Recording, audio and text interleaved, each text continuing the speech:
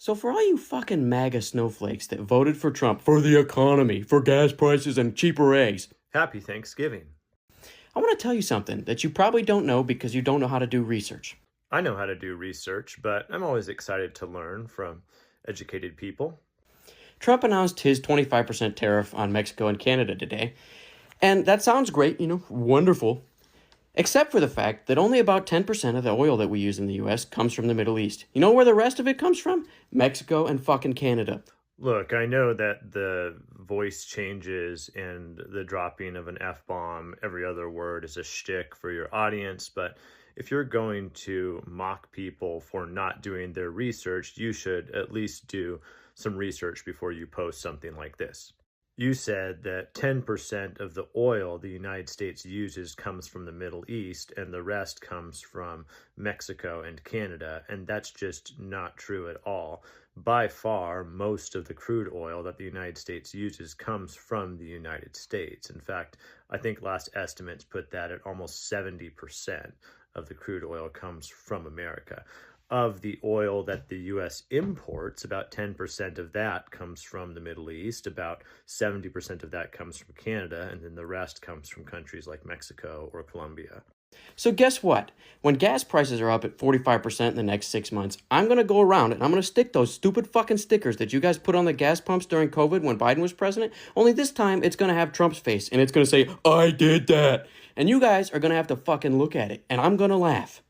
That sounds like a lot of work for you to have to go out, especially if it's cold, and place stickers on all the gas pumps. I sincerely hope that you don't have to do that, and I don't think you will. First, if Trump does actually sign an executive order placing 25% tariffs on imports from Canada and Mexico, almost all experts agree that there will be some exemptions in that executive order. Chief among those exemptions will likely be energy exemptions, which will include crude oil imports from those countries. And yes, even if Trump's team says there won't be exemptions, there almost for sure will be exemptions. Second, there probably won't even be 25% tariffs at all. You see, international law is a game of negotiation, and this statement on Truth Social is classic Trump, where he will threaten something very big. He'll keep hitting you in the face with it time and time again. And then when the other countries say, no, please don't do that to us, he'll say, okay, I guess we can have a negotiation. And he tries to get what he wants in that negotiation. And he has leverage based on the initial statement about the 25% tariffs. This is what Trump did all throughout his first term. He would say something wild and crazy, particularly something that would impact our relationship with other countries, and then would ultimately use that as an anchor point in negotiations with that other country to try to achieve what he wanted to achieve. And I realize that you're young and you may not have had the opportunity to see how this worked out in the years 2017, 2018, 2019, and 2020, but this was very common for Trump to do. Even in his announcement on Truth Social, he said that these 25% tariffs would continue until Mexico and Canada did better on the border. And so he again is pointing to the border as the main issue and not the tariffs themselves.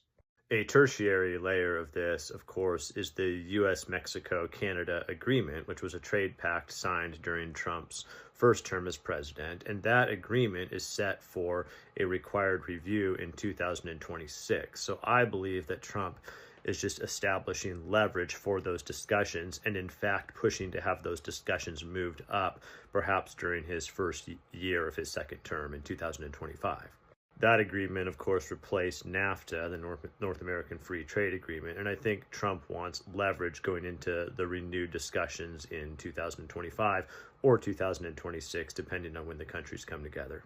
Part of the reason I know this is probably the case is because both the president of Mexico and the president of Canada are very sensitive to how the United States views them as a trade partner.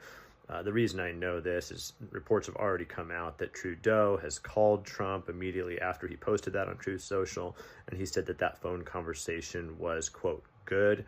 So Trudeau knows that the U.S. has leverage in these discussions, And I think Trudeau knows that Trump also is not going to do this. He's not going to place a 25% tariff on crude oil imports. That would not be good for either country. So again, this is a negotiation tactic, and we'll see how it plays out. But for creators like the one I'm responding to who use crude language to talk about crude oil imports without doing a whole lot of research or establishing much of a framework themselves, you can safely ignore most of what they have to say, even if it makes for a good TikTok.